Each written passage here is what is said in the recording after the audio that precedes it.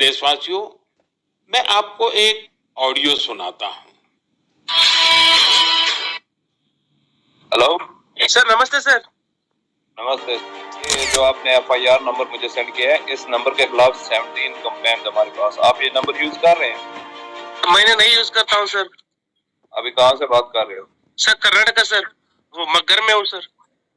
Okay, इसके लिए आप अपनी स्टेट में रिकॉर्ड करवाइए ताकि ये नंबर ब्लॉक कर दिया जाए, फ्यूचर में आपको कोई प्रॉब्लम ना हो। Okay, yes sir. अभी मैं आपको कनेक्ट कर रहा हूँ, ये आपका इन्वेस्टिगेशन ऑफिसर है। आप अपनी स्टेट में रिकॉर्ड करवाइए ताकि ये नंबर ब्लॉक कर दिया जाए। Okay, yes sir, yes sir. अब बताइएगा मैं किसके साथ बात कर रहा हूँ। अपना आधार कार्ड मुझे शो कीजिएगा वेरीफाई करने के लिए। आइएगा सर, मेरे पास अभी नहीं है sir Aadhaar card sir, please sir. Phone आपके फोन में है? नहीं सर। फोन में आधार कार्ड की पिक्चर नहीं है आपके पास? नहीं सर। नंबर याद है आपको? सर नहीं है सर, नंबर भी याद नहीं है सर। हमने सिर्फ वेरीफाई करना है। ओके, वेरीफाई करने के लिए नहीं सर। आप डरिए ना, डरिए ना। अगर आपने कुछ नहीं किया तो आप डरिए ना। हाँ सर, हाँ सर। अगर आपके पास आधार कार्ड है तो मुझे दिखा दीजिए वेरीफाई करने। नहीं सर, नहीं सर, मैं गाँव को आया था सर, घर में है सर। Okay, coming. जय हिंद। इस व्यक्ति के वन साइड वीडियो का रिकॉर्ड करो as per the protocol. Okay, ये ऑडियो सिर्फ जानकारी के लिए नहीं है, ये कोई मनोरंजन वाला ऑडियो नहीं है, एक गहरी चिंता को लेकर के ऑडियो आया है। आपने अभी जो बातचीत सुनी वो डिजिटल अरेस्ट के फरेब की है। ये बातचीत एक पीड़ित और फ्रॉड करने वाले के बीच हुई है। डिजिटल अरेस्ट के फ्रॉड में फोन करने वाले कभी पुलिस, कभी CBI, कभी नारकोटिक्स, कभी RBI, ऐसे भांति भांति के लेबल लगाकर बनावटी अधिकारी बनकर बात करते हैं और बड़े कॉन्फिडेंस के साथ करते हैं। मुझे मन की बात के बहुत से श्रोताओं ने कहा कि इसकी चर्चा जरूर करनी चाहिए। आइए मैं आपको बताता हूं ये फ्रॉड करने वाली गैंग काम कैसे करती है, ये खतरनाक खेल क्या है। आपको भी समझना बहुत जरूरी है, औरों को भी समझाना उतना ही आवश्यक है। पहला दाव आपकी व्यक्तिगत जानकारी, वो सब जुटा करके रखते हैं। आप पिछले महीने गोवा गए थे, है ना? आपकी बेटी दिल्ली में पढ़ती है ना? वे आपके बारे में इतनी जानकारी जुटा कर रखते हैं कि आप दंग रह जाएंगे। दूसरा दाव, भय का माहौल पैदा करो। वर्दी, सरकारी दफ्तर का सेटअप, कानूनी धाराएं, वो आपको इतना डरा देंगे फोन पर बातों बातों में आप सोच भी नहीं पाएंगे। और फिर उनका तीसरा दाव शुरू होता है। तीसरा दाव, समय का दबाव, अभी फैसला करना होगा वरना आपको गिरफ्तार करना पड़ेगा। ये लोग पीड़ित पर इतना मनोवैज्ञानिक दबाव बना देते हैं कि वो सहम जाता है। डिजिटल अरेस्ट के शिकार होने वालों में हर वर्ग, हर उम्र के लोग हैं।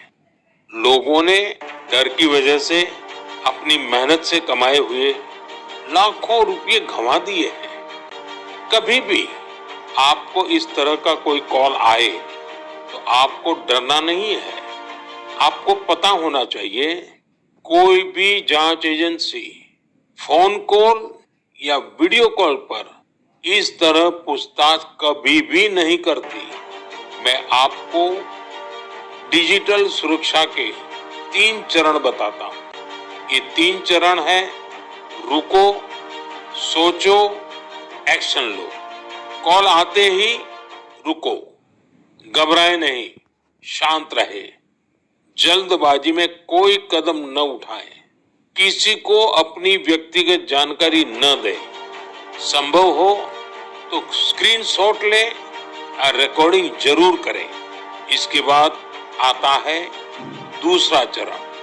पहला चरण था रुको, दूसरा चरण है सोचो। कोई भी सरकारी एजेंसी फोन पर ऐसे धमकी नहीं देती, न ही वीडियो कॉल पर पूछताछ करती है। न ही ऐसे पैसा की मांग करती है।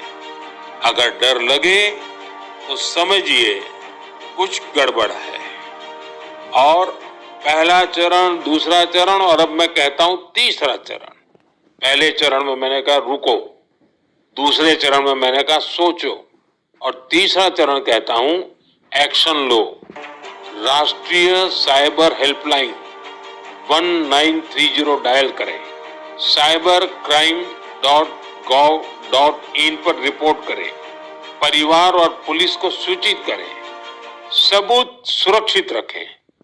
रुको, बाद में सोचो और फिर एक्शन लो। ये 3 चरण आपकी डिजिटल सुरक्षा का रक्षक बनेंगे। साथियों, मैं फिर कहूंगा, डिजिटल अरेस्ट जैसी कोई व्यवस्था कानून में नहीं है।